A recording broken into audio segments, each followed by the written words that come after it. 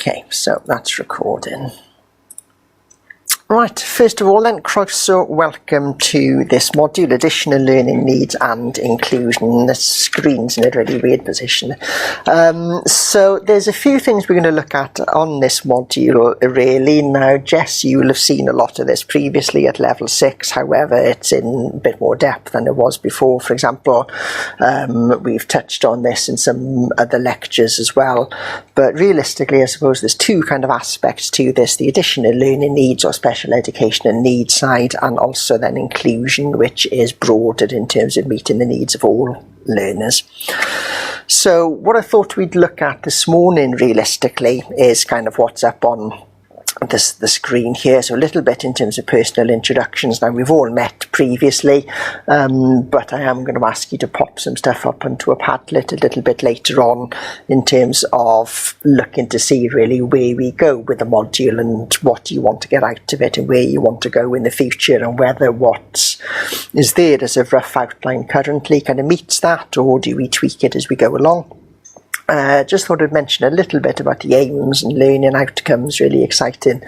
We'll think a little bit about the timetable and the topic, so this is what it looks like so far, roughly, but I'm happy to tweak and change as we go along. And the reason why I've put things in a particular order is because it links to the assignments that come up for the module. And we'll have a look at some examples of the assignments this morning. I think about how you might kind of take those forward when it gets to doing those yourselves. And realistically, what I don't want to do is, which I think a lot of schools are quite guilty of, a kind of key stage 4, is teach the assignment. Realistically, I think it's worth noting how what we cover links to the assignment.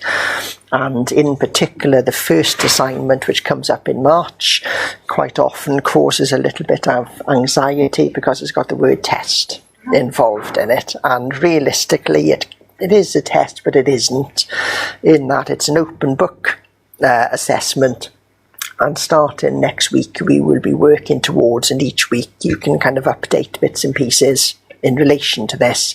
I'll go through this with you a little bit later, but basically you are going to prepare something in advance, so you're going to bring it with you on the day, and then we will look to see about whether what you've produced is inclusive, or whether you need to think about tweaking or changing anything as a result of information you get all at the same time. Alright, and the second part is kind of a standard academic essay, realistically. So we'll kind of take a look through those. We might think a little bit about meeting some learners. Now again, some of you, Flo, you've seen some of these. Jess, you've definitely seen these in the past. Alex, you might have seen these, I can't remember. And then we're going to think a little bit about introducing some kind of key debates and around ALN and inclusion, and think a little bit about what we might need to do by next week. So realistically, there's not a lot I'm going to ask you to do in between different sessions in terms of follow-up stuff. However, there will be a range of different readings that I'll put up. However, one of the key things that I would suggest we do as we go through between now and week 7, I think it is, which is when we've got the in-class test, is I'm going to kind of set you off with it today. If you start to pick this up in a bit more detail next week, and then if you just bring with you what it's looking like each week, then we can kind of go through and feedback and support each other in terms of that. Equally, it could be a case of, you know what, I've done nothing this week, I haven't had a chance. That's entirely fine, but the opportunity is there to kind of bring along with you what you've got, and just to get a bit of feedback, if that's okay. So I'm not going to labour the point in terms of this. We've kind of all met to various extents previously. But just in terms of where I'm coming from, I suppose realistically I started off as a teacher quite scarily. This is my 30th year in education now. Started off teaching the week after my 22nd birthday, and realistically didn't know what the hell I was doing in terms of anything, in all honesty. I used to be a secondary school geography teacher. I also used to teach a bit of history. I used to teach a bit of Welsh as well. I used to teach up in this school here in North Wales, which has been in the news quite a lot recently because Ryan Reynolds has spent a couple of £1 million putting his football academy next door to that school, for example. I then did a little bit of supply teaching, which was great, going into primary schools, and quite hideous going into secondary schools for all sorts of reasons I'm sure you can imagine, thinking about when you had supply staff in school yourselves. And then I'd always been interested in special educational needs or additional learning needs, didn't really have any experience of it, didn't really have any training in it. One of the things I was always rubbish at was behaviour, and thinking about how to deal with and support behaviour that was challenging. And I made a move which was quite surprising to me, really, where I went to work in a pupil referral unit. As some of you know, pupil referral units, realistically, learners who've been excluded from school or are at risk of being excluded from school, and potentially are there for all sorts of different challenging behaviours, but a lot of those are related, I would say, to kind of undiagnosed or unsupported needs, which might be ALN or might be other factors that are going on in their lives. So I spent 10 years working in that type of setting, really. All sorts of different needs I kind of met along the way that I'd never really experienced that much before. The unit that I worked in ended up shutting down. So this was a pupil referral unit. The whole aim of a pupil referral unit is that children stay for a short period of time and then go back to mainstream school, or that's what's meant to happen in theory. So in England, for example, they're often called short stay schools or short-term schools these days. So potentially a learner might be referred to one of these units for 6 weeks initially, then maybe another 6 weeks. And then at the end of it, the expectation is they would reintegrate back to school. However, that is very often an unlikely experience. And what I would say with the learners that I used to work with, this was a unit that took learners that had been excluded from the main PRU as well. So they'd been excluded from multiple schools quite often. They'd been sent to this bigger pupil referral unit, spent time there, and they were kind of excluded again. And realistically, if they came to us, the chances were they were never going back to mainstream school. So I think that made me kind of reassess everything I'd been taught in terms of my PGCE, in terms of behaviour, building relationships, working with learners, building curriculums that kind of didn't exist to meet these learners' needs, for example. And I think I learnt a lot, really, in terms of working in that type of setting. So a lot of that, I think, has reinforced my opinions and perspectives, which I'm going to kind of talk through as we go through. Then spent 7.5 years working up at Wrexham University. It is now in North Wales. So I used to teach all sorts of different courses, including a similar one to this. I used to teach teaching assistants, a degree, for example, to go on to become teachers afterwards. And then I suppose in recent years then I've specialised a little bit more in terms of specific learning difficulties and dyslexia. Done some research recently around those kind of topics, things like learner groupings within education, for example, and also quite randomly climate change education in special schools. And then this is my kind of 4th year in Swansea now, and the 2nd year that Jess has been stuck with me in terms of doing a module, for example. So that's kind of me.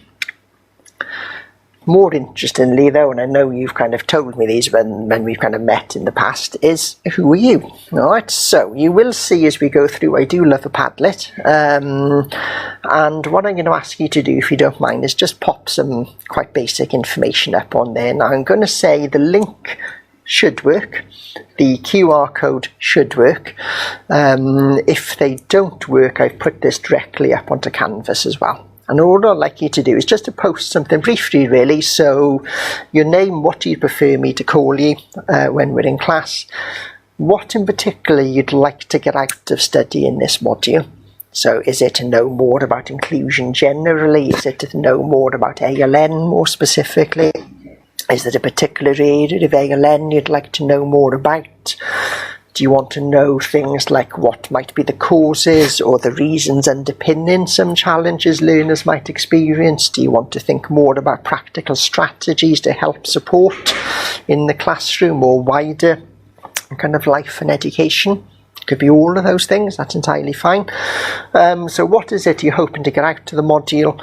What experiences have you got of ALN so far, which could be nothing, which is fine. Equally, many of you might have been spending time working in schools or different types of settings, or have got family members with needs, or have done previous modules, for example.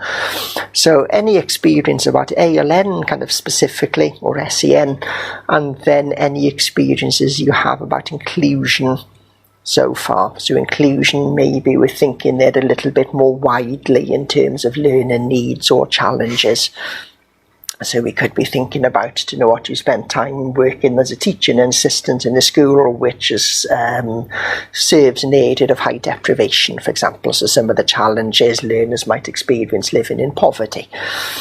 Or you might have spent time in one of the primary schools in Swansea that are part of the City of Sanctuary scheme, so supporting a wide range of learners like asylum seekers and refugees, or thinking about learners with English as an additional language, for example.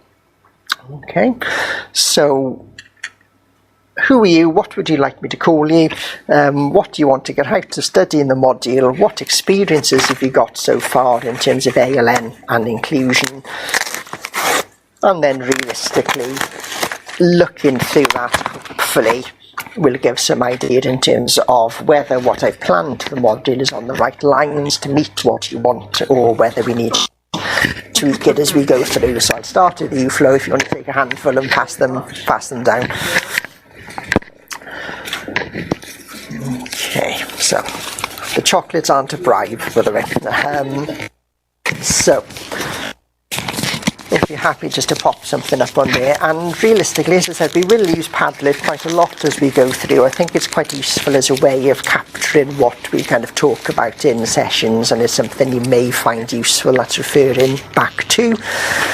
If there's anything though that you don't want to share or don't particularly feel comfortable in sharing, then obviously there's no kind of forcing you to share anything in terms of that.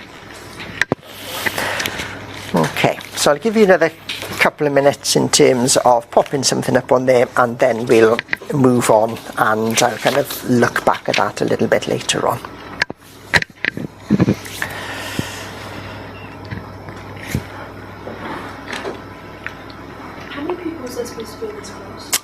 A whole 5. Wow.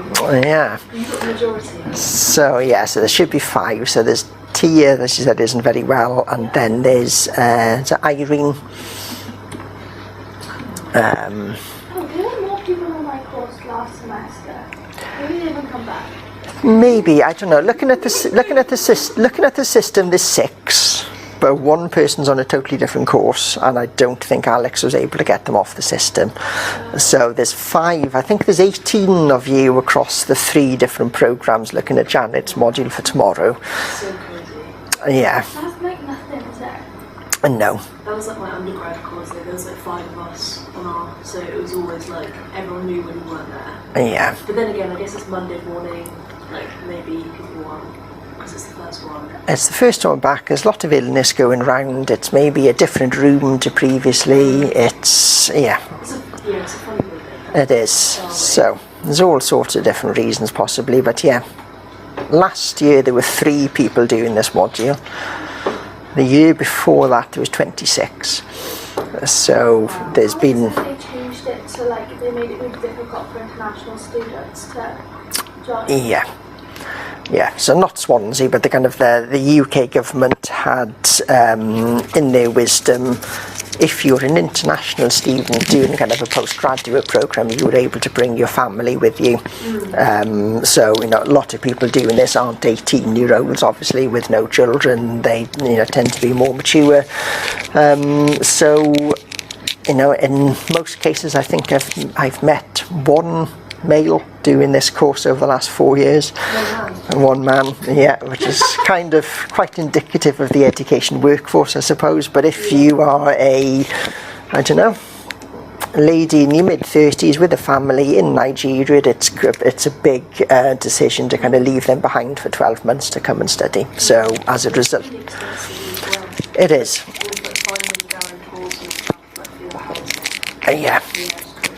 Yeah, it is difficult. So probably, as I said, this is my 4th year now at Swansea and working on this module. Each year there was probably 4 or 5 home students, and the rest would have been international students.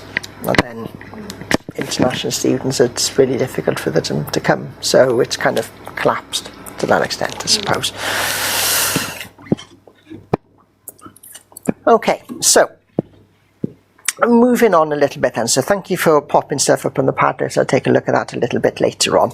So as we go through, realistically, genuinely when I say, you know, I'd like to see this as our module, I do kind of mean that, and realistically I would like us to build this together as we go through to make it the most effective, the most interesting, the most useful for you as we do that. So as we go through, you know, if you don't like the way we do things, just let me know and I'm happy to kind of work and change as we go through. So a few things really in terms of expectations. Quite keen on the first 3 or 4 years, I suppose. We don't leave anyone behind. Now I think I've always been quite aware really that when you sign up to do a programme, you sign up as an individual. You have your 10 seconds across the stage as an individual, but we only ever get there really if we kind of support and work with each other. So please, let's try and kind of work in that way. We learn from and with each other. Now there's 4 of us in the room at the moment. All of us have got opinions, experiences that are valid and are worth sharing and are impactful. So please share as much as you want in terms of that.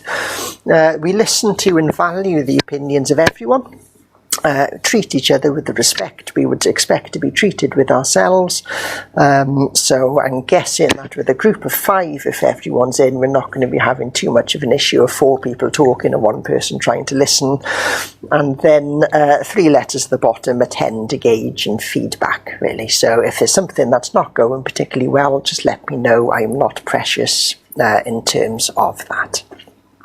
Okay, so what's this module about then? So it's about a few things, I suppose, really, and as I said, we can kind of build this in terms of what you want to look at in terms of these broad areas. So 2 aspects really, which are interlinked but are separate: additional learning needs and inclusion.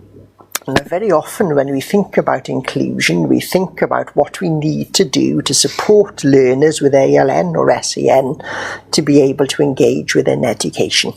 However, when we're thinking about inclusion, inclusion means everyone. And equally, when we're thinking about some learners with ALN, well, potentially there might not be that many tweaks or changes that need to be made in terms of schools being able to meet those needs through what they do in terms of universal provision. So as we go through the module, we'll think a little bit about what schools do generally, or what schools have done, and maybe what we're starting to see schools doing a little bit more now.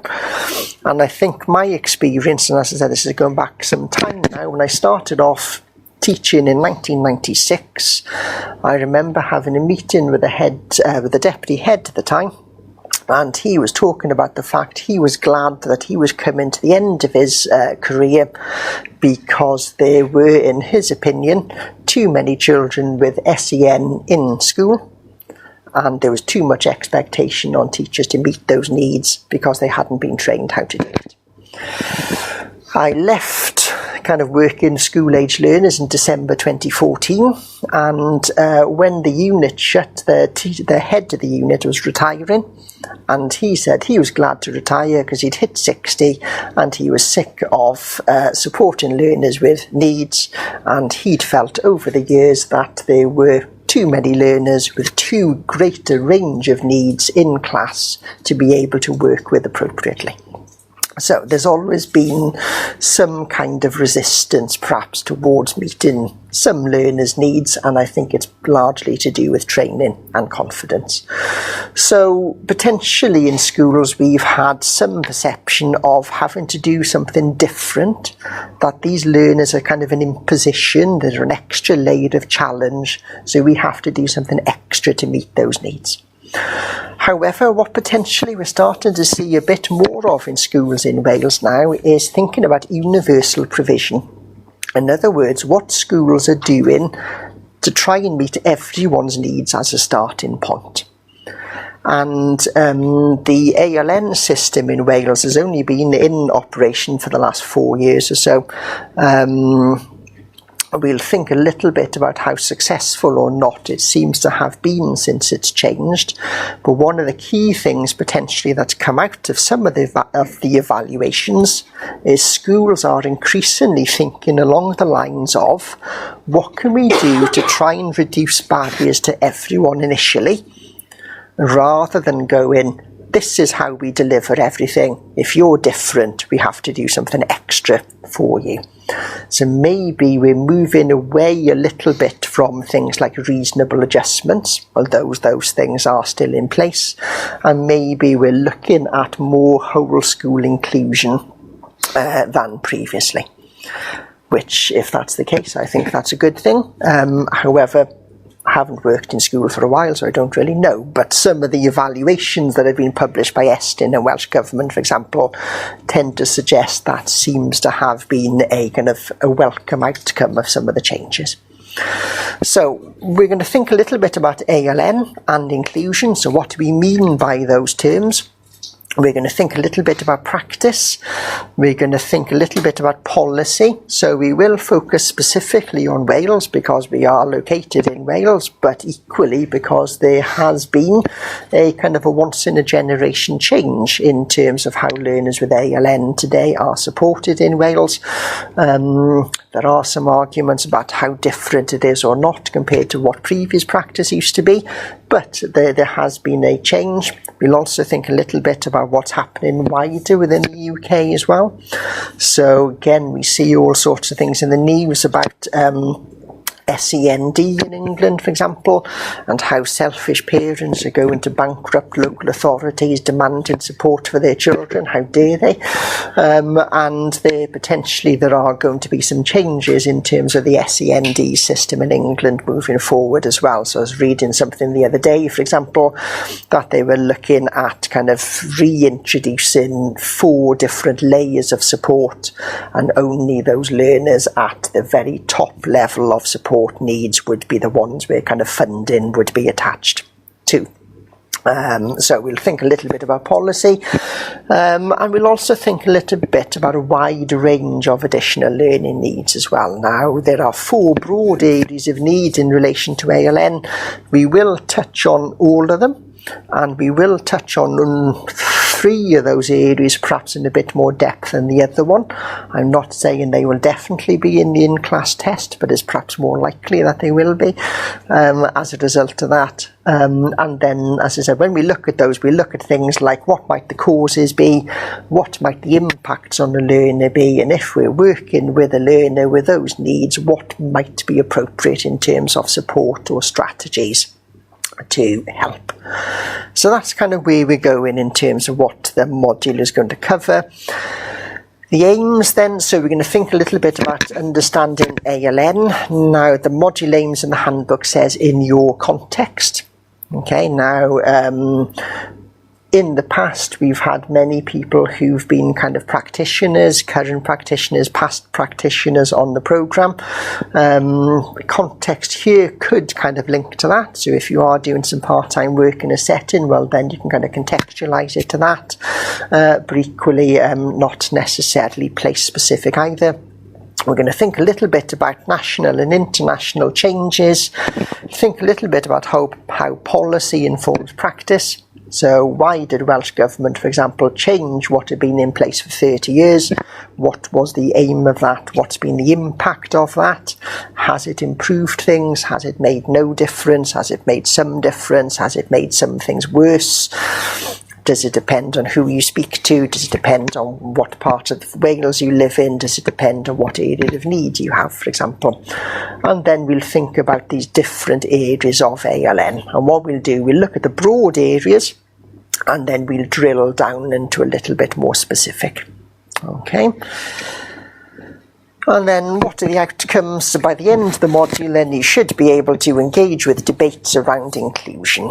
So inclusion, as we'll see, is a word that we probably all agree with, probably all feel it's a good idea, but we can't agree on what it actually is in practice.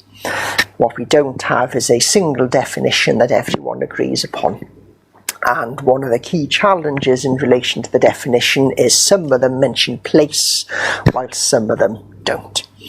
Okay, so a lot of definitions will look at inclusion only happens if all learners are together in mainstream school or in the same mainstream classroom.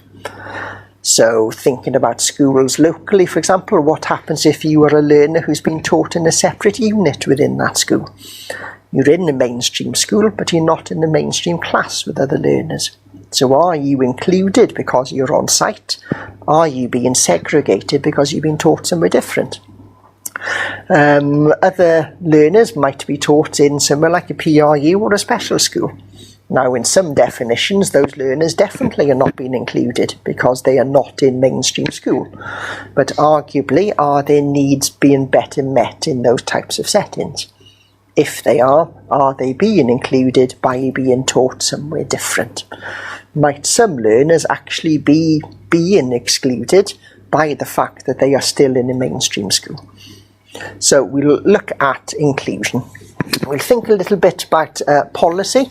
So why did Welsh Government say change things? What's been the benefits? What's been the challenges? It's only been in place for 4 years. This is the 5th year now that it's kind of been in operation. What's going well, what's not going well. We'll look at practice, and as I said, we'll look at some different contentious issues as well. So we'll think about things like the impact of labels. We talked, I think, in Jackie's module, for example, about the difference between being neurodivergent compared to being autistic, for example, and the kind of the perceptions around those labels. So we'll look at things like that. We'll look a little bit about support. We'll think a little bit about where and how children should be taught. And as I said, ALN is one focus, but inclusion more broadly is a focus as well. So this is what the module kind of rough outline looks like, and Easter's in a funny place this year. So realistically, most of this module happens before Easter. You've then got quite an extensive Easter break, and we come back and we've got 2 weeks, and then there's almost a month after that until the final assignment comes in.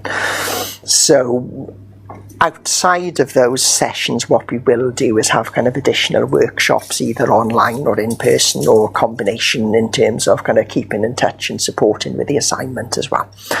So realistically, this is what it's looking like at the moment, but I'm happy to change and tweak as we go through. And the key bit, though, is this in-class test, which is on that Monday. That should say the 9th, not the 19th of March. Okay.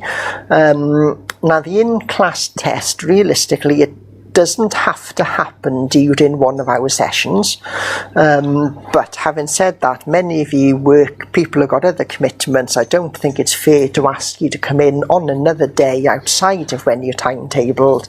Therefore, we've kind of put that test as taking place in one of our sessions instead, rather than having to come in on another day of the week to do that. So hopefully you're okay with that. So what we're going to focus on kind of next month, really, we're going to think a little bit about some of these debates around ALN and inclusion. We'll think a little bit about that debate around placement. Are learners only included if they're taught in mainstream schools or mainstream classrooms? Is there a place for things like special schools and pupil referral units and in-school units? And then what we're going to think a little bit about then are some of these areas of need in a bit more detail. And 3 areas of need that I've put up on this are cognition and learning. So those learners who experience a challenge within their learning because they process information differently. So very often this links to memory. But here we could be talking about a wide range of needs. So moderate learning difficulties, for example, severe learning difficulties. But in particular, we're going to focus on more specific learning difficulties, and in particular dyslexia. We'll also touch on dyscalculia, dyspraxia, dysgraphia, for example. So we'll think a little bit about what might the causes be, what might the impacts on the learner be, what might the strengths for that learner be as well, and also think a little bit about support strategies that might be useful. We're then going to go on and think a little bit about communication and interaction needs. So those learners who struggle to communicate their thoughts and feelings with others, but equally to understand communication from others as well. Potentially it might not be a speech issue, it might be in terms of interaction, so not understanding body language, eye contact, for example. And we'll focus a bit more specifically on neurodivergence and autism as an area here.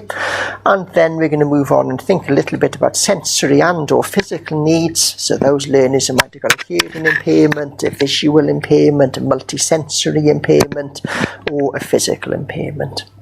And the reasons why I focused on those three in particular, because those areas may or may not come up as the learners in the in-class test. Alright, there is a fourth area of need which is a bit broader, social, emotional and mental health, and potentially here we could be looking at things like behaviours that challenge it. We could be looking at trauma, we could be looking at ADHD, we could be looking at eating disorders, substance misuse, for example. So that area of need, maybe we will fit in and out in different places as we go along. So we'll have the in-class test on the 9th, not the 19th of March. And then what we're going to focus on then after that in-class test is a bit more about inclusion more generally. So what I would say, the focus of the in-class test is inclusion, but it's very much in terms of supporting particular learners or particular needs. And then the written assignment that comes in May very much is focusing on inclusion more generally. Okay, so we'll think a little bit about what people's perceptions of ALN and inclusion are, barriers and facilitators. We'll focus on policy, and then we'll kind of broaden our discussion out in terms of wider inclusion as well. I know I'm using the word school quite a lot as we go through, but we will be thinking about school, college, higher education, inclusion in life generally as well. Alright, so any initial thoughts, queries at the moment, or does that kind of seem okay as kind of an initial outline? Okay. So, how are you going to be assessed on this module then? So there are two aspects for this. The in-class test. Don't worry too much about the word test. It is done under test conditions, but there is nothing that you need to revise or learn or remember before you come along. Okay, it's very much kind of an active activity. You will have done, I would say, at least 90% of one part of it and 70% of the second part of it in advance of coming on the day, and then during the day you will kind of tweak and add and change in response to information you get. Alright, so that is going to take place on the 9th of March. Excuse me, I will need to book us into a PC room for that, so we've all got equitable access to IT equipment and so on. So it is worth between now and then, if you haven't logged on to the IT system, just make sure you have, so that your password and everything is working. And then the second part of the assignment then is a 3,000 word essay, and this one then is due on the 18th of May. Now, thinking back, our last session is on the 27th of April, so we've got a good chunk of time before your final assessment is due in, although obviously you've got your two other modules would have work coming in sometime in May as well, I'm guessing. Okay, so what does the in-class test involve? Alright, so as I said, the word test in the past has freaked people out a little bit. Don't worry too much about test. It'll be as informal as it can be. So as normal, come in, snacks, drinks, whatever. But there will be an expectation that you're kind of doing this under kind of test conditions. Alright, so the test itself will take 90 minutes. So we've got our 2-hour time slot. So there'll be time to kind of get going at the start, make sure everyone's okay. You've got 90 minutes during the session. I would say in the past it's not taken people that whole 90 minutes, so about 75 to 80 minutes probably has been sufficient for most people. So we should have plenty of time, as I said, because you will have done a lot of this in advance. Okay, so what you're going to be doing, you are from kind of next week onwards going to be working on designing a lesson plan. Now I'm going to share with you shortly a session plan template. Anyone who's kind of a teacher, there's kind of an expectation that you would do some kind of planning for the lessons that you're doing. The template I'm going to show you is the one I've pinched from the Swansea PGCE. Okay, so I've taken some of the boxes out because they're not relevant, but it's kind of a standard kind of template. So you are going to be coming up with a single plan for a one-off lesson. And I've got to say, you're not going to be teaching the lesson to anyone at all. Okay, you're just planning a lesson out. And it can be with any age range. It can be any topic, as long as it's relevant and would be something that's taught. And it can be any kind of activity, really, as long as it kind of is sensible. So you're not doing a topic on, I don't know, deforestation in the Amazon rainforest, and you've said you're going to take people on a trip to Brazil to kind of see it in practice. So as long as it kind of looks feasible and realistic, that's fine. Okay, so you will have the opportunity to kind of pick any topic that you want, any age group that you want.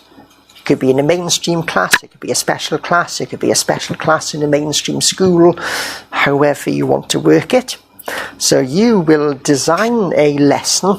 So over the next few weeks, if you do little bits of this week by week and then bring it in the week after, and we'll kind of feedback and check that it's okay. And what you'll also be asked to think about is justifying what's in your session and the approaches that you've said you're going to use. So the lesson plan itself doesn't have a word count. However, you will also be writing a 1,000 word justification to go with it. Now, asking you to write a 1,000 word justification in 90 minutes in test conditions wouldn't be particularly fair. So realistically, you will have written a lot of that in advance, and you bring it with you as well. So it'll be things like, do you know what, I've said that I'm going to be using a teaching assistant in my lesson plan. Brilliant. Okay, so you can justify with links to citations and references why your teaching assistant's useful. How are you going to use them in your lesson? Okay, you might be talking about the fact that you're going to take your learners outside to do some outdoor learning. Brilliant.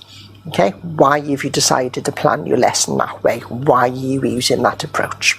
And there's no right or wrong answer for what you do in your session plan, as long as I said you can justify why. I'm going to get my class to work in groups. Brilliant. Okay, so why are you going to use group work?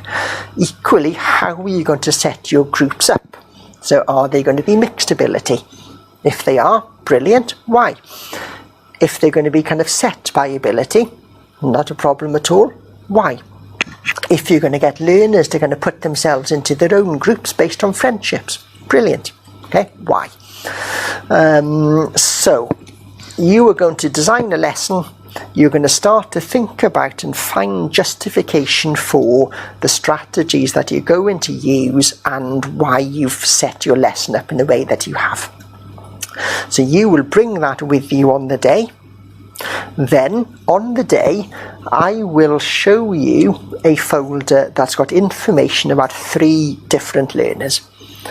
Okay, now in that information, and I'll show you some examples of these, I've put these up on Canvas for you, you will find out kind of who they are, what their area of need might be, what are their interests, what do they like, what don't they like, and you will then look at that information and think about, okay, so I didn't know John was going to be in my class today, for example.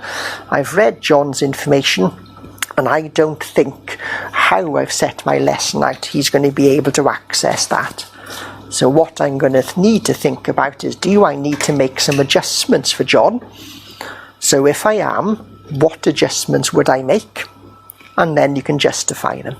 Okay, so you will have access to, the internet. You can look things up once you find this information. Equally, you might go, to do what? I think I've done a pretty good job there already of thinking about John's needs. So you can go back in the justification and talk about why what you've done meets the needs of that learner without having to do something extra. So you could have a bit of a combination of, I've already thought of this and it works because, didn't know about that, so I've had to change this and this is why I've changed it. So realistically, what we're thinking about, I suppose, are two things. Reasonable adjustments. What might I need to do to change what I've done for one person? Or universal provision. What have I done for everyone that's helpful? Does that kind of make sense? Fab. Okay. And then at the end of it, you upload it to Canvas, and that's kind of it. So the reason it's done under kind of test conditions, I suppose, is to ensure that everyone's kind of got equitable access to everything at the same time. So what does that look like in a bit more detail? So if we take a look at Canvas, what I've put up, for example, I've got a page up on here for both assignments in terms of a bit of an extra guidance. So this is the assignment guidance for the in-class test. And if we scroll down to the bottom, you can see there I've got a copy of the lesson plan template that you're going to use. And then there's some examples of different profiles of learners. So we got Dennis, Caris and Jenny. So we definitely won't have those learners on the day, but what you get on the day will look similar. So I've just opened the one for Dennis up as an example. So we've got his name and gender on there. Realistically, Dennis has put some information about himself. So this is what he likes, this is what he doesn't like, this is how he likes to be taught or to be engaged. And then we've got a bit more formal here about his kind of needs. Okay, so you will have access to 3 learners with similar information. You will have designed your lesson plan already. I would say you will probably have written already 700 words of the 1,000 word dissertation, and then during that in-class test period you will take a look at those 3 different learners and think about, have what I've planned already, does that meet their needs, and if so, how? So you're kind of signposting where those needs are being met, or actually do I need to do something different or extra to meet that learner's needs? And what I would say, there is genuinely no right answer. So you don't have to go, oh, do you know what, I hadn't thought about these needs, so I've got to scrap it all and start again. There's genuinely no one right answer in terms of this. So what is asking you to do realistically is think about, can you design a session that's inclusive? Whatever we mean by that. Does that kind of make sense? Okay, so what I'm going to show you now, this is just an example.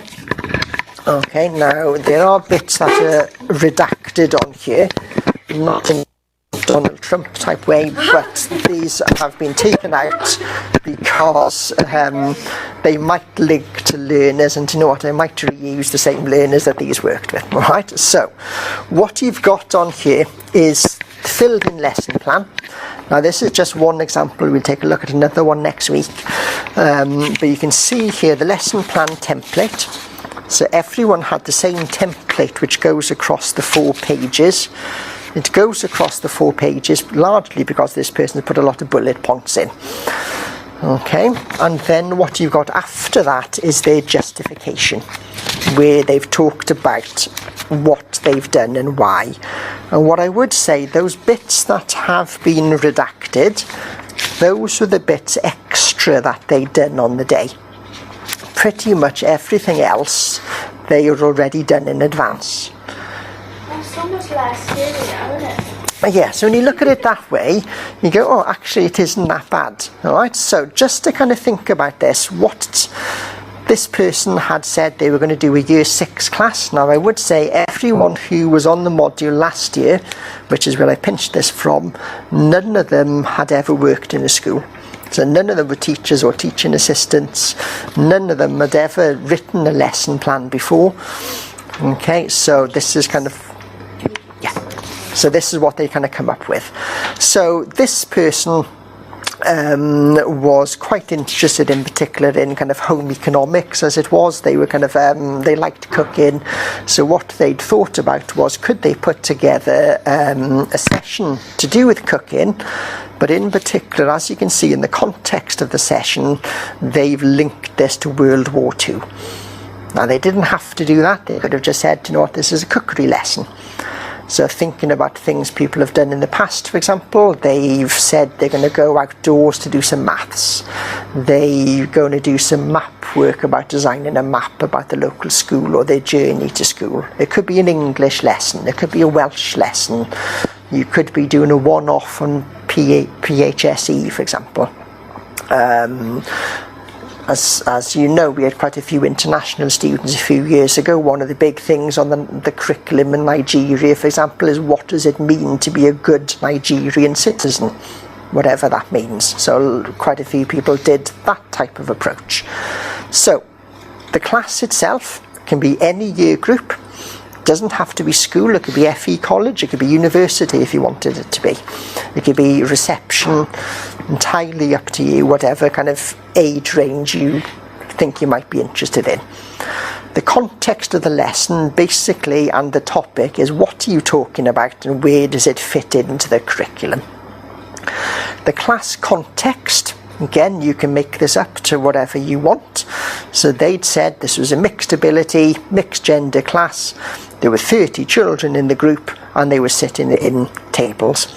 And then the blacked out bits were the 3 learners that they were given on the day, and they kind of noted them and their needs on there. But it doesn't have to be a class of 30. Okay, this could be a class of 20 in a special unit. This could be a class of 10 in a special school or pupil referral unit. Whatever you want to do makes no difference. The learning objectives then, basically, if you were going to be getting your imaginary learners to do your imaginary lesson, what is it that they would learn as they went through?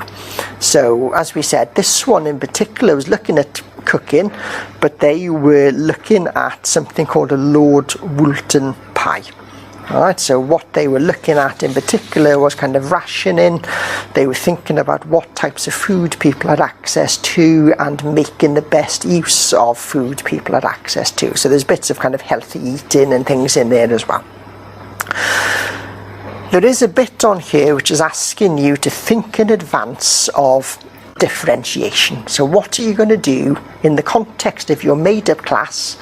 What sort of things might you be thinking about to meet learners' needs? So we've got here things like teaching assistants.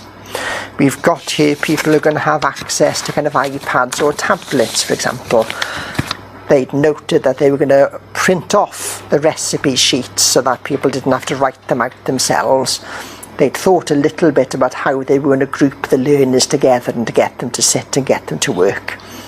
Okay, now there are other things people could talk about, but that's what they'd looked at in terms of that. Now, personal targets, as I said, I've pinched this from the PGCE programme. This is realistically, if you were the teacher, what is it that you would want to get out of this session? So, this one I thought was quite a nice point at the end, thinking about, you know what, I want to work effectively with my teaching assistant. So that sometimes can be a challenge in schools, having time to kind of work with and build up that relationship. So she'd put that in as a target for herself. Links to the curriculum. Now, I will show you some of the links to the curriculum document next week or the week after, but realistically, in terms of the curriculum, there are the 4 purposes that learners are working towards. So what they've done there is basically say, they've taken kind of statements from the curriculum document to say, this is where I'm going. Now, what I would say is this person has done it in terms of the curriculum for Wales. However, it doesn't have to be the Welsh curriculum. So if you know more about the curriculum in England, for example, that's entirely fine. I know you don't, but if you happen to be from Sri Lanka or Nigeria or Ghana and you know that curriculum, then you can base it on that. There's no reason why, if you wanted to, you couldn't do the Sri Lankan curriculum, entirely up to you. So it doesn't have to be the curriculum for Wales. Okay. Administrative reminders, these were those kind of notes to self, to know what I need to make sure I've printed off the worksheets. I need to make sure I've brought this with me. I need to make sure I tell so and so that. And then the rest of that plan then is basically some bullet points about what is going to go on. So the first activity, so how are you going to introduce the session?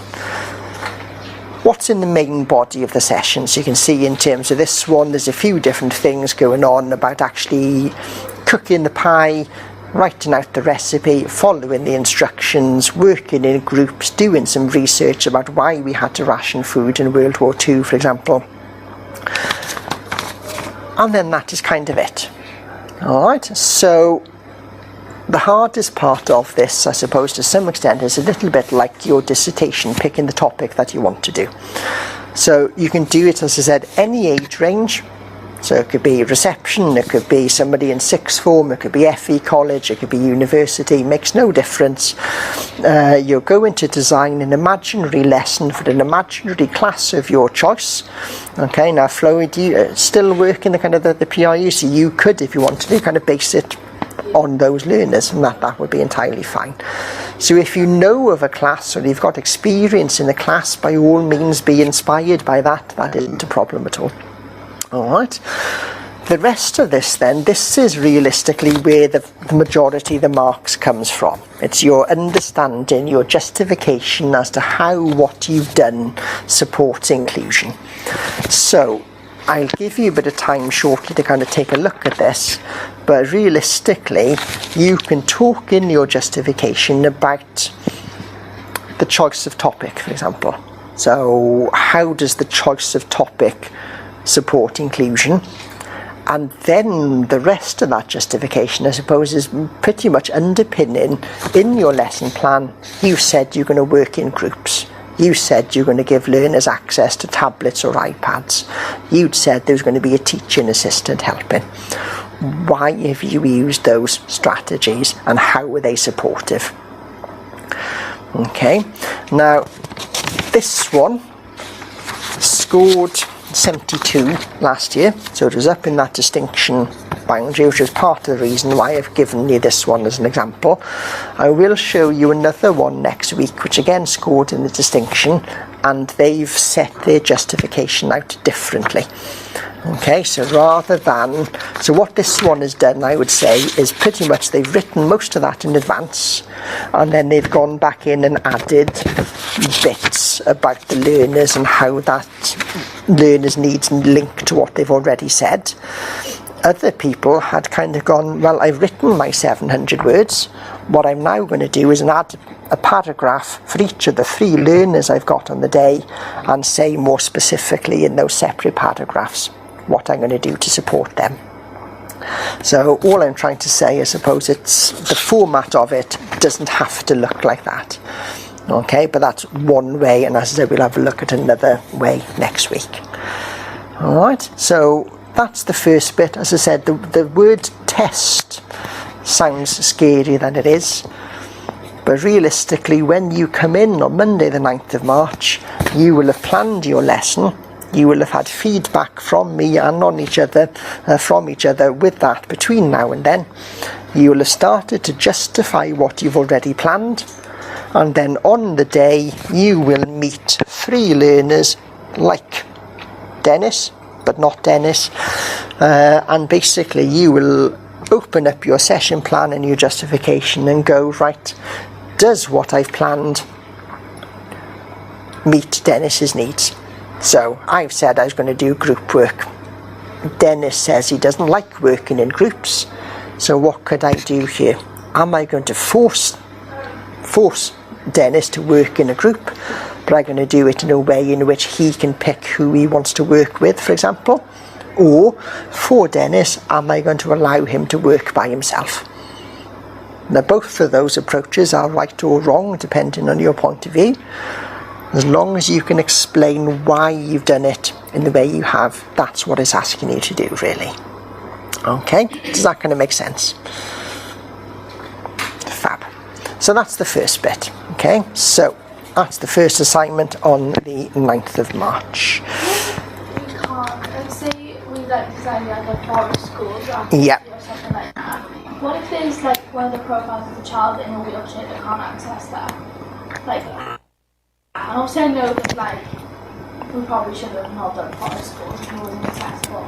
But like, how do we go about that with the assessment? If that was to be... That's a really, really good question, and I'm just trying to think of what they're in. I don't think they are in a wheelchair, but it could be a case of, well, do you know what, within the school you are happy with the approach because you know there are accessible paths into those, so you can make it up, I suppose.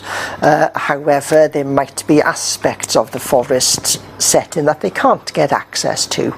So as a result of that, do you need to adjust the activity so that they can get the same learning by being kind of on the edge of it?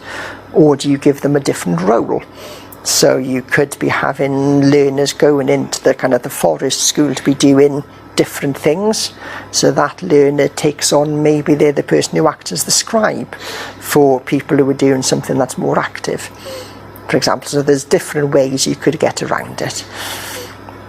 Alright, so any questions, any thoughts, any worries in terms of that first bit? Okay, now if you've never planned a lesson before, I know that's quite a lot to dump on you in one go, but realistically what you're being assessed on is thinking about how would you support and include learners generally, and then for these learners who've got a more specific need, does what you've already planned work for them, or do you need to make some tweaks? So if you look at the lesson plan itself, you can see that there were some tweaks that needed to be made, or potentially they've justified a little bit more why they've used that approach.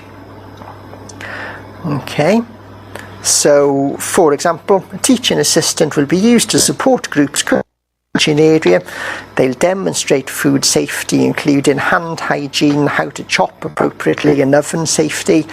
Additional support will be given to one of those learners during this activity, because of her needs with. So this learner's got a particular need, which means that, you know what, she might not be physically capable, for example, of being able to chop up those vegetables or access the oven itself. So what might the TA do to support that learner? So are they going to chop the vegetables for them? Are they going to help them chop the vegetables? What could they do? All right. So hopefully that makes sense. You can take this with you. As I said, this is just an example. This isn't the way to do it, but it is a way to do it. And then next week we'll look at another example where the lesson plan follows the same format, but how they've justified it is slightly different. So basically I've written all that in advance. What I'm going to do is add 3 new bits at the end, and both ways are equally fine. Alright, so that's the first bit. We've just come up to 11 o'clock, probably a good time to have a quick comfort break. So what I'm going to do is pause the recording there, and then when we come... I don't go in the library because I just chat. Like, you're pop. Maybe I'm part of the problem too. There is like coffee shop person I am. Oh, okay, yeah. I do I get carried away with people watching though. I'm so addicted. It's so good though. Yeah. What are they on? I'm going to do it. Oh, yeah. I'm doing it on. How do they know each other? What's the dynamic here? Are they on a date? Like, what's going on? Yeah. Oh, I love I'm that. trying to guess the society as well. Yeah. Someone's in one. I love doing that. And there's always like the best gossip ever. Oh my god, yeah. Like, especially on a Saturday morning and everyone's wearing sunglasses. So hungover. God, I love that. good snapshot into your lives there. Right, okay, so I'm just massively nosy. nothing wrong with that. Thank you very much. Okay, so this then is the second assignment for the module. This one then comes in May. So as I said, we got quite a... Have I given you the same one? That's impressive. Do you know what? There you go. Old age. Yeah, have you got the right one, Jess? There you go, right, I got one right. So this is an example of one of the essays, and again this one scored in the 70s, but it's a way, not the way of doing it. So the assignment then is a 3,000 word kind of standard academic essay. I would say kind of 25 to 30 different citations and references underpinning what you're saying in terms of this. Now you can, if you want to, make links to personal experiences and perceptions, but it's not a reflective essay in that sense. Therefore I would suggest you write this one in the third person. Okay, 3 choices. There isn't one that's easier than the others or harder than the others. I suppose it depends on what you prefer realistically. So 2 of these have got more of a focus on ALN, and one of them's got a focus on inclusion more generally, but all of them have kind of got inclusion as a part of it. So the first one, critically discuss the concept of inclusion. So as we said earlier on, realistically we probably all think that inclusion is a good thing, and I think we should think inclusion is a good thing, but the challenge is there's no single definition, therefore people can perceive it in different ways, which leads to inconsistencies in practice. So depending upon where you live, what school you go to, who you get taught by, that can have an impact in terms of your inclusion and your outcomes as a result. So those differences might be on a kind of a national or international scale. Equally, they could be different between different parts of the same country, and even within different schools within the same area, or even between staff in the same school. So potentially you could be in a primary school where Mr. Smith in the class next door has got a very different perspective towards inclusion to Mrs. Smith in this particular classroom, which impacts upon the outcomes and experiences of that learner. So the first one then, very much what is inclusion basically? What does this look like in practice? How might it be defined, for example? What are the challenges? Are schools inclusive or not? So thinking about your kind of experiences flow, you could very much talk about that within the context of the kind of the PRU unit. Okay, so in one sense those learners have been excluded from school because they are not taught in a mainstream setting, therefore they are not included, looking at some of the definitions. However, if they stay in the unit, if they're happy, if they feel a sense of belonging, if they're engaging, if their needs are being met, then those are key indicators of inclusion, looking at other definitions. So you could argue, you know what, some learners are more included having been excluded from mainstream school. So you could kind of take a look at it from that kind of approach. Or you might agree that, you know what, inclusion does mean all learners together in mainstream school, and we shouldn't have any other types of schools, and all learners should be able to have their needs met within the same place. And that's entirely fine as a perspective as well. Many different definitions of inclusion and proponents of inclusion, that's kind of where they are coming from. Okay. The second one then is thinking about ALN a little bit more specifically. So argue the importance of the environment in additional learning needs. Now that I've given you today, this is what this one was looking at. Now the environment, we can look at that in all sorts of different ways, and I'll give you some time to take a kind of a quick scan through that one a little bit later. But realistically, what you will see in there, that they've talked about the environment in kind of 3 different ways.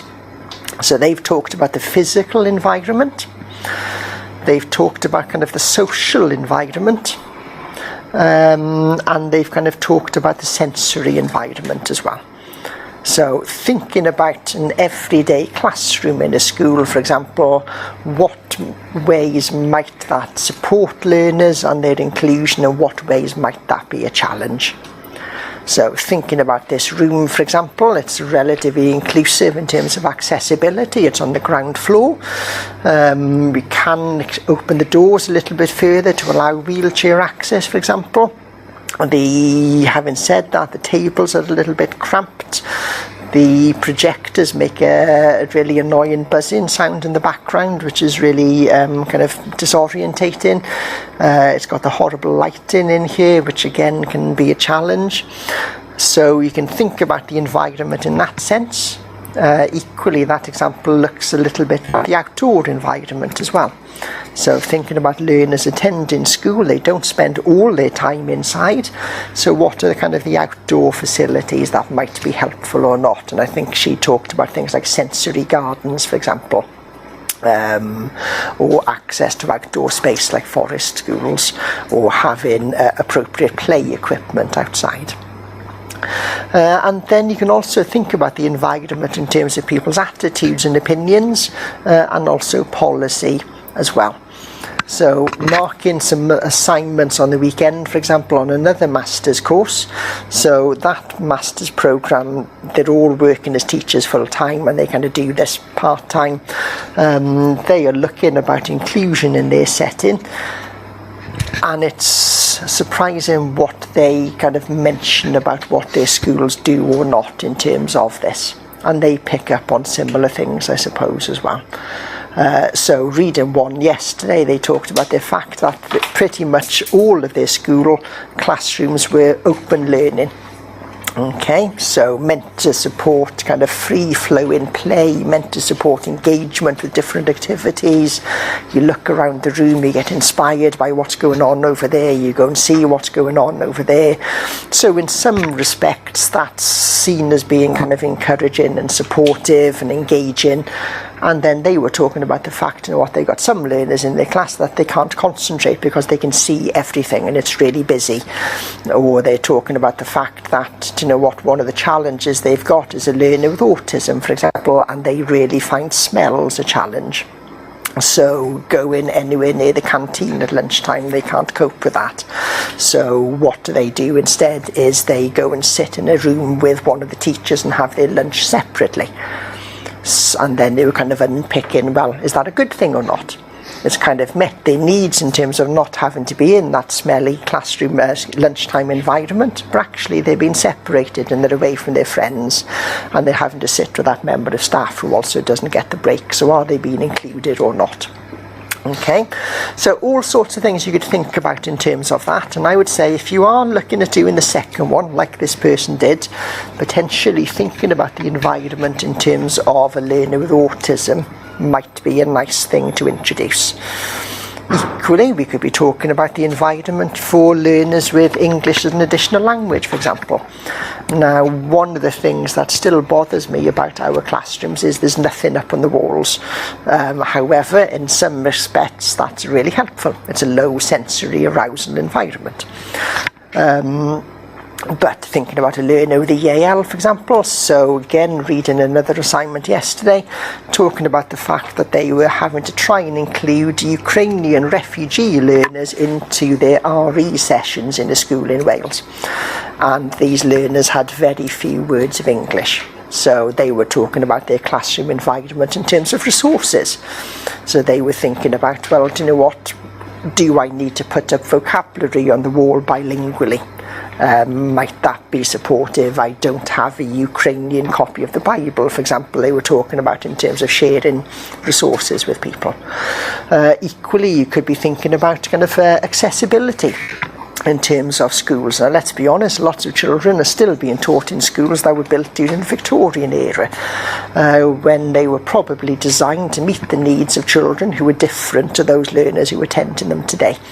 So we could be thinking about schools that still have steps going up to the front door to go in rather than ramps, for example. We could be thinking about heating systems, single glazed windows, the horrible strip lighting. You know, the kind of shiny parquet floors which look brilliant but carry noise, for example. So all sorts of things you could think about in terms of the environment. And as I said, part of that as well could be policy and people's opinions. All right. And then the third one thinks about people a little bit more. Evaluate the role of the educator in additional learning needs. Now, the term educator is there rather than teacher, because educator, we can think of a broader range of people who might be in this role.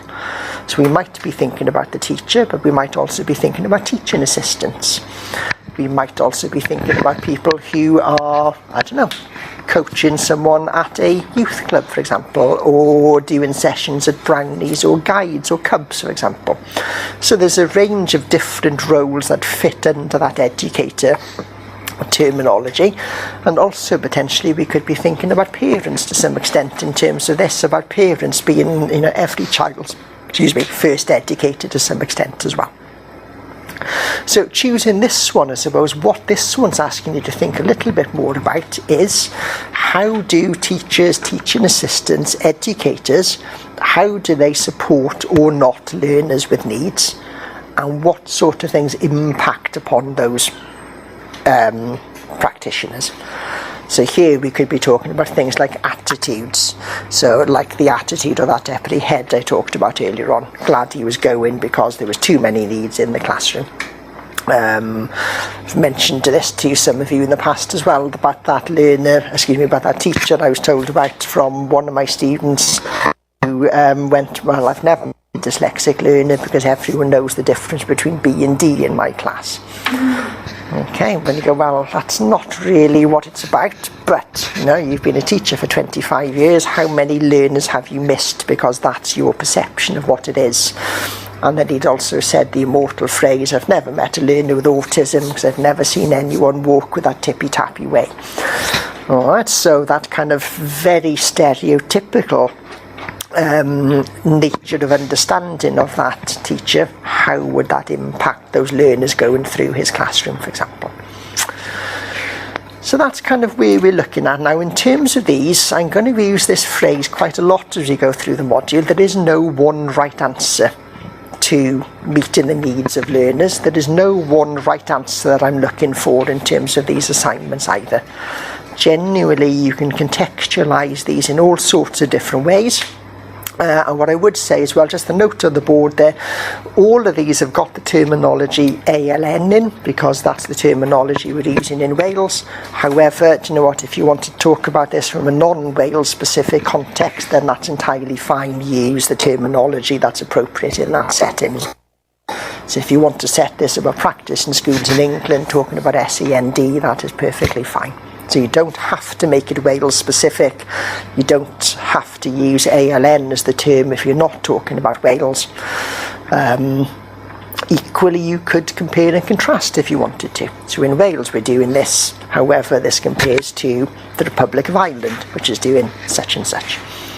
Okay, so thinking about inclusion, for example, the Republic of Ireland has recently shut down all of, if not all of, most of its autism specific settings, because they've gone back and looked at the UNCRC and suggested that looking at that document, those learners being taught separately meant that their right to an inclusive education was not being met. So they've shut all those settings down and they've put those learners into specific units within mainstream school, because they feel that better meets the needs of those learners and better meets children's rights. However, you could look at that and go, well, actually, okay, they're in the mainstream school, so tick inclusion, but they're still in a separate class. So just because they're in that mainstream school now, does it mean that they were more included than they were when they were being taught in the special school somewhere else? All right, so all sorts of things you could think about in terms of those. Okay, so as I said, there isn't one that's better, there isn't one that's easier, there isn't one that's harder. Basically, whichever one makes the most sense to you and you're most interested in. So what do we mean by inclusion? How do we do it? What's it looking like at the moment? How does the environment impact upon children and young people in school, but also the environment more generally you could focus on? And how do teachers, teaching assistants, people working with children and young people impact upon ALN? What do they do that's helpful? What do they do that's not helpful? I suppose is what it's asking you to look at. Okay. So, what I thought I'd do is just give you a few minutes. Now, I know you're all sitting separately, and I'm using the word all quite frivolously. There's 4 of us. But what I thought we'd do is just spend a couple of minutes, really, in terms of thinking about those choices. What might you talk about? So just kind of off the top of your head, what might be helpful if you picked each one? So I've put another Padlet on there. This one's kind of got 4 columns in. Bless you. So what I'd like you to do, if you don't mind, is just spend a few minutes thinking about, and you can do this together or separately, whatever works best for you, is kind of going back to the in-class test. Do you have any idea at the moment about what you might pitch it on? So I'm going to do this thinking about the PRU class that I've worked in, or do you know what, I'm going to make up a Year 5 primary class. I might do it about this topic. And then if you were going to pick each of those 3 different kind of essays in turn, what sort of things, in terms of just noting some bullet points down, which might be helpful to refer back to later on. If I was going to do the inclusion essay for option 1, what kind of bullet point things might I talk about? If I was going to do the environment one, what might I include? If I was going to do the educator one, what might I include? So if I give you kind of 5 minutes just to have a bit of a think, as I said, you can do this individually or separately, and then if you're happy just to pop something up on there under those headings, as I said, it might be something that's helpful to refer back to later when you kind of get closer to the time to start thinking about this one. So the example I gave you earlier on was the environment one. As we go through, I will find one that links to inclusion and one that links to the educated as well. So you've got chocolate out. You know what, we're kind of down to the dinky deckers now, and a fudge. So that's kind of the fudge is an old man's one, I think that one. Yeah, the fudge is kind of a granddad's chocolate, I think, isn't it? So yeah, that's kind of my phase of life now. So I'm gonna take that one.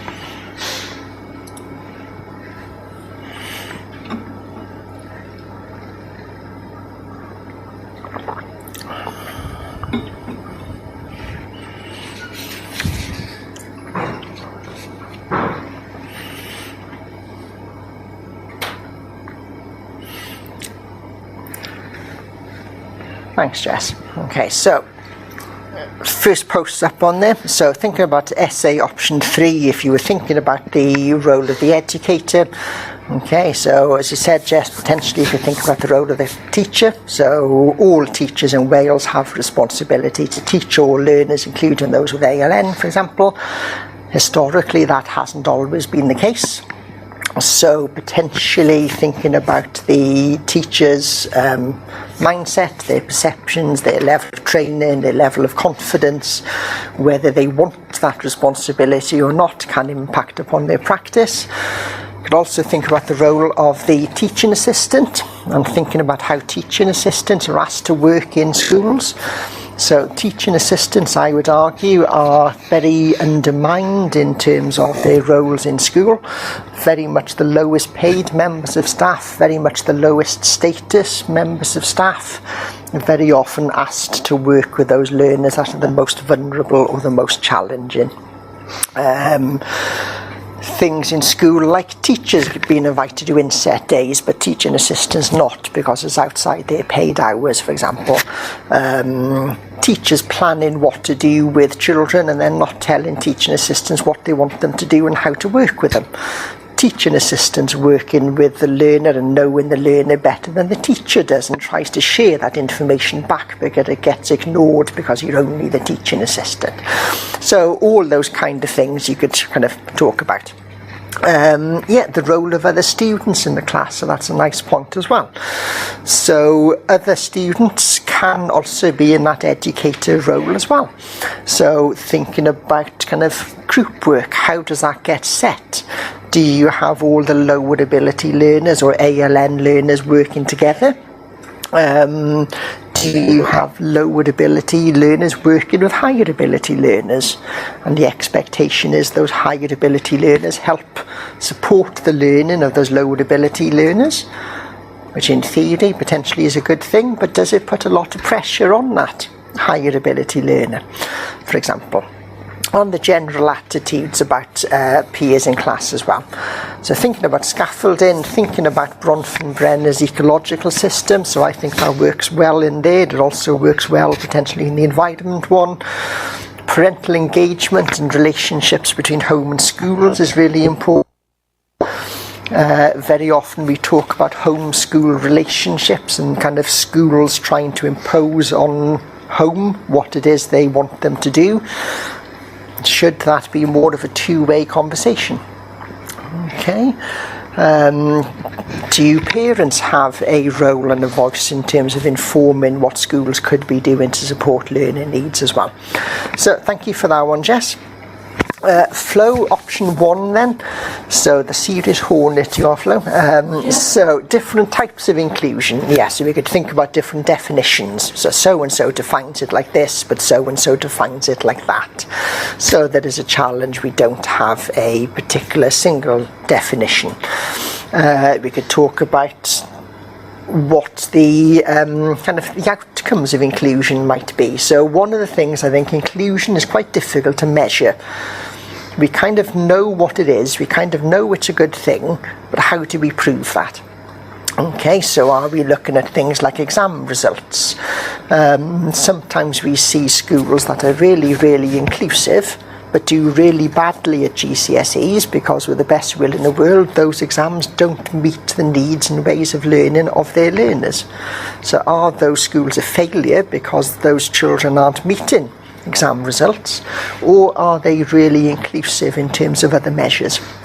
And then you could be talking about different types of school and whether, like you said, learners are included or excluded if they're taught somewhere differently. And the impact on school cohesion, I think, is an interesting one as well. And then I think that's a nice point as well in terms of the long-term impacts. Okay, now we'll have a look in a few weeks' time about some studies during the 1970s, for example, that talked about students at the time being special school survivors. They'd been sent to alternative schools where they'd been treated badly, and this was having a lifelong impact on them. equally, I would say we've also got many, many hundreds of thousands of mainstream school survivors, learners who attended mainstream school where the best will in their world, they were ignored or they were invisible or their needs weren't met either. So thinking about the impacts of learners, one of the things I always remember the learners I worked with in the PRU, for example, talking about is no one is going to give me a job when I'm older when I tell them that I went to the naughty boys school. So there was a perception of how people are perceived by others, for example. And then SA2, okay, so the importance of the physical environment, the social environment, emotionally vulnerable learners. Yeah, so you could kind of look at school anxiety as you route into this in terms of fast growth of that since the COVID pandemic. What is it about the school environment that's making it more challenging for some children to engage with? How do we overcome those barriers if we can? I think it's really, like, I don't know whether there's like some sort of, I'm sure there's like a crossover, but where I'm from in Southampton there's like a women's halfway house where they can live with their children after coming out of prison. And there was like a really big thing like done into it and how it was built and how it's like all made of wood so it doesn't sound horrible, like metal and clanging and stuff. Yeah. All the open spaces, and I think like stuff like that is really interesting. I really love. Yeah, it's... How just those little things that you might not even think of, like just completely change the vibe of the environment. It does, it makes a big difference in terms of how you feel you are perceived by others. Yes, yeah, and if you like, deserve it or you're worth, like you feel like you need it, do you know what I mean? Exactly. No, I was going to say the PRU I worked in, realistically, we were in a ex-caretaker's bungalow in a local authority building. So you'd have people back and forth, social workers in particular, going in and out of this building. We were down a lane in what was a 2-bedroom bungalow. And after about a year of this, they gave us a porter cabin, which was 25 years old and had been condemned in a previous primary school setting. And the council went, oh, you can have that. So very much told those learners how they were perceived and valued by people further up in authority, for example. Not very much. So that would be a really nice way to kind of take that through flow in terms of that. That's a really good one. Alex, thank you for posting again for the environment. So thinking about how we set up classrooms. Okay, now when I did my teacher training 30 years ago this week, I'd have been on my first teaching placement. We were told things like, you know what, make your classroom loud, colourful, all sorts of different displays, children's work everywhere, things that people could be engaged and interested in. And I kind of took that a step too far, thinking about it in kind of hindsight, where pretty much every inch of walls was covered in something. There was children's work on the windows, I had things hanging from the ceiling, for example. So it was meant to be kind of colourful and engaging, but actually for some learners coming in, that would have just been kind of overkill. So how do you kind of have that fine line between trying to support engagement and enthusiasm, but also having those kind of lower arousal areas that means people can process it better? So thinking about the sensory environment, so light, sound, heating, equipment. So you could be talking about things like fidget spinners, you could be talking about having a low arousal space at the corner of the room, you could be talking about having a sensory room, a sensory garden outside, for example. And then thinking about the advantages of having the right environment.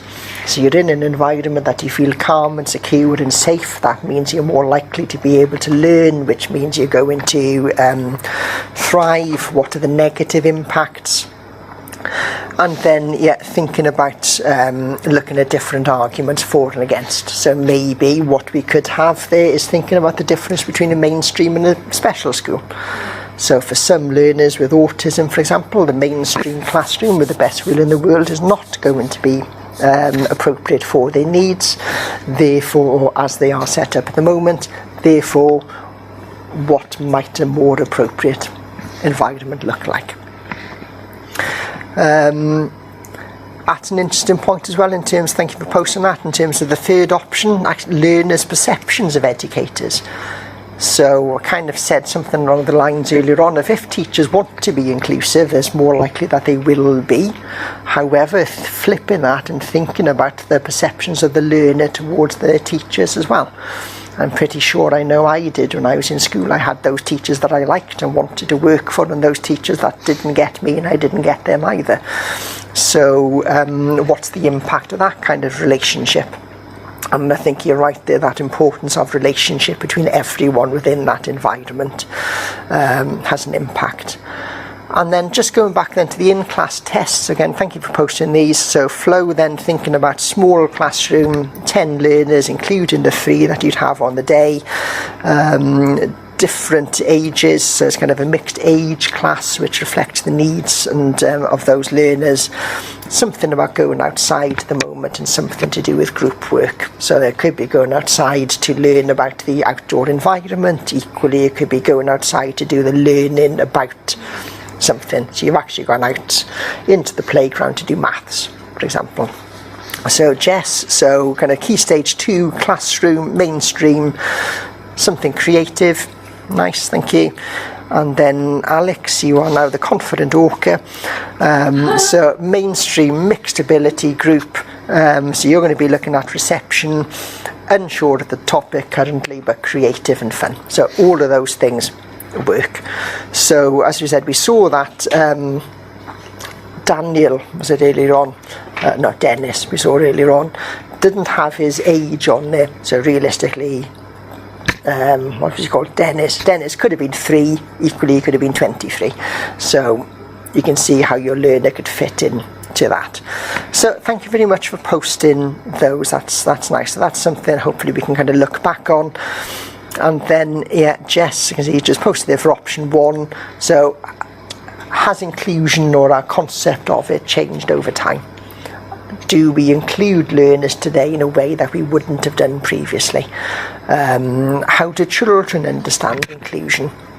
What works for different individuals, parental views, looking at inclusion in practice. So what are the good points about inclusion? What might be some of the barriers to inclusion? And then the impact of inclusion. Excuse me, I'd put my alarm on to remind me to shut up. The impact of inclusion of everyone in the classroom. So I think that's a really good point. We are very much focusing, I think, on inclusion being a good thing and supporting learners, but does that have an impact on staff? Do you become like that slightly jaded deputy head teacher at the end of your career, worn out because you've got a wider range of need that you're trying to include in your classroom? Is there a challenge in terms of meeting the needs of other learners in the classroom because you've got a child that's been included whose behaviours are outwardly challenging, for example? Is there a trade-off sometimes between including one learner compared to including the needs of everyone else in the classroom? So all sorts of things you could take forward in terms of that, and all of those, even with those kind of initial thoughts, would make an appropriate essay in an appropriate way to take those forward. So it's quite helpful to have that as a starting point, hopefully. Okay, so we're coming up to the last 4 or 5 minutes or so. So there's just a few things I wanted to mention before we kind of draw to a close, really. So we'll come back to some questions later on. Now, what I've put up on here, we're not going to have time to do this now. Some of you have seen these already previously as well. So what I've put up onto Canvas for today, I've put a Meet the Pupils activity. So Jess, I know we've talked about these a lot in level 5. I think Flo, we might have mentioned 1 or 2 of these in a different lecture for somebody, but got here a range of different learners that I'd worked with previously in the PRU, all of whom had different academic and educational needs, but also needs going on at home as well. So if you want to kind of take a look at these, and by all means you don't have to, might want to take a look at Harry and Mary in particular in terms of what their challenges were. Now, the only thing these learners had in common was they'd all been excluded from school, and they all happened to be taught in my classroom at the same time when the inspectors were coming in. And within this kind of group of learners, they ranged between the age of 8 and 17.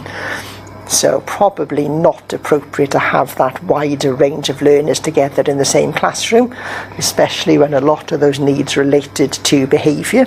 So were there safeguarding needs around that 8-year-old being in that class with that quite violent, abusive 17-year-old? Very much so. Why were they in that classroom together? Because there was nowhere else for them to go. Okay, so you might want to just take a look at those learners and think about what might their needs be, and if you were working with them, what might be helpful. I've also put this up, and we'll focus more on this next week, but realistically what I've got up in here is the definition of additional learning needs in Wales. Now it has changed slightly from what it was when it was special education and needs, but still very similar. The key bit is this bit here, calls for additional learning provision. In other words, a learner dyslexic, for example, but if their needs are being met in a way that everyone in the school is being taught, in a sense they don't have an additional learning need, unless the school needs to do something additional to meet those needs. And this, as you in particular know, Jess, haven't done any kind of dissertation around this, this is a key challenge in Wales. What do we mean by additional learning provision? Schools aren't quite sure. Okay, I'm differentiating things for everyone. Is that universal provision, or is it something additional? Where's the line between them? Okay, so we're not quite sure in terms of that.